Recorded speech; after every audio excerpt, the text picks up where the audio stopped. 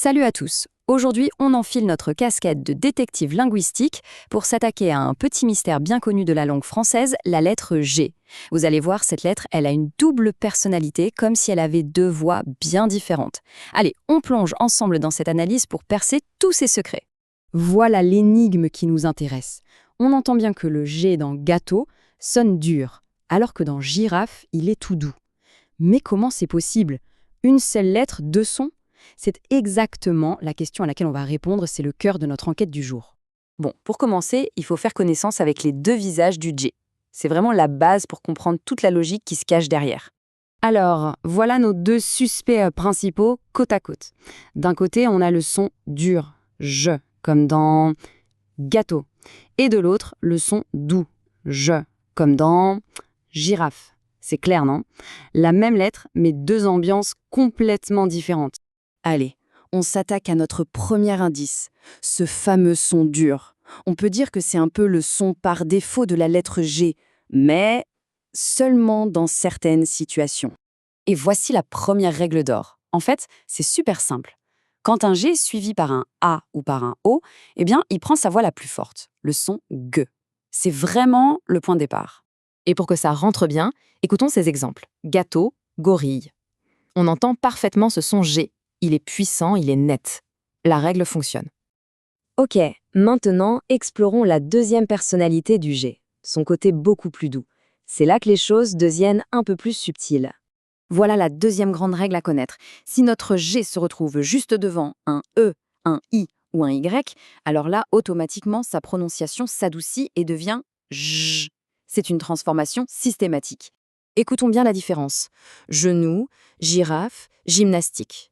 Le son n'a plus rien à voir. Avec ces voyelles-là, le G change complètement de registre. Bon, on a vu les deux règles de base. Mais on est en français, évidemment. Donc, il y a des petites astuces, des sortes d'exceptions pour contourner le système. Voyons comment on peut tricher pour obtenir le son que l'on veut, quand on le veut. Alors, voilà le premier défi. Comment faire pour obtenir le son doux de girafe si la voyelle qui suit est un A ou un O? Normalement, ça devrait donner un son dur. Y a-t-il une solution? Eh oui, la voilà. L'astuce, c'est le U muet. On le glisse discrètement juste après le G. C'est un peu notre agent secret. Il ne se prononce pas lui-même, mais sa simple présence change complètement le son du G qui le précède. Les mécanismes, c'est tout bête, regardez. On prend la lettre G, on lui ajoute son complice, le E, et hop, le tour est joué. On obtient ce son doux, je, même si derrière il y a un A ou un O. Regardons comment ça marche en pratique.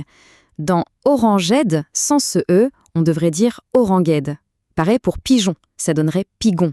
Mais grâce à notre petit agent secret, le M muet, on a bien le son doux qu'on voulait. C'est malin, non? Ok, super. Mais maintenant, posons-nous la question inverse. Comment on fait pour avoir le son dur de gâteau si la voyelle qui suit est un E ou un I? Là aussi, il nous faut une autre astuce. Et la voici. Pour durcir le son, notre deuxième agent secret, c'est le U muet. Le principe est exactement le même, ce U ne se prononce pas.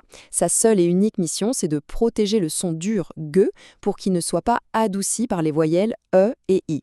C'est la même logique, inversée. On prend le G, on lui donne son garde du corps, le U, et il peut conserver son son dur J sans problème, peu importe ce qui suit. Les exemples sont parfaits pour ça. Guitare, guide. Sans ce fameux U, on devrait prononcer gitare et gide. Le U est donc absolument indispensable pour avoir le bon son. Allez, c'est le moment de tout rassembler. On a toutes les pièces de notre puzzle. Il ne reste plus qu'à les assembler pour avoir la vision d'ensemble. C'est un peu la clé maîtresse qui ouvre toutes les serrures de la lettre G. Ce tableau, il résume absolument tout. C'est simple, non? Devant A ou O, le son est dur par défaut. Pour l'adoucir, on ajoute un E. Et devant E, I ou Y, le son est doux par défaut. Pour le durcir, on ajoute un U. Et voilà, toute la logique de la lettre G est là.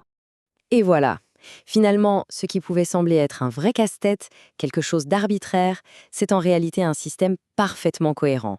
Une fois qu'on a compris cette logique, la prononciation du G devient prévisible et beaucoup plus facile. Alors, le mystère du G est résolu. Mais ça ouvre une autre porte, n'est-ce pas?